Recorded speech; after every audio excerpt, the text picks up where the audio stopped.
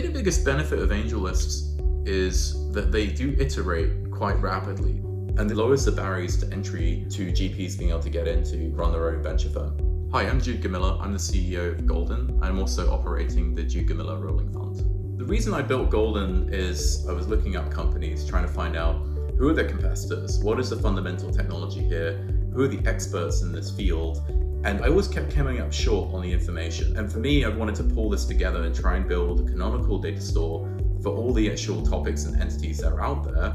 To talk about the Jude Gomila Rolling Funds, I've got a couple of different objectives with this rolling fund. So for the last 10 years, I've been backing interesting startups, and I've come across about 14 unicorns, mostly from seed. There's kind of various attributes of thesis that are important to follow through for me. So I'm interested in companies that can reduce human suffering directly. This would include some biotech. The other part is to leverage very new platforms of engineering and substrates and automation. AngelList has allowed me to be very focused on being an operator and building my company, but also allowing me to scale up, natural angel investing that was happening on the side with very little impact to time. Then there's the access as well. So they've built this network of LPs, and you can just be there passively, running your fund, and LPs can be joining based on performance.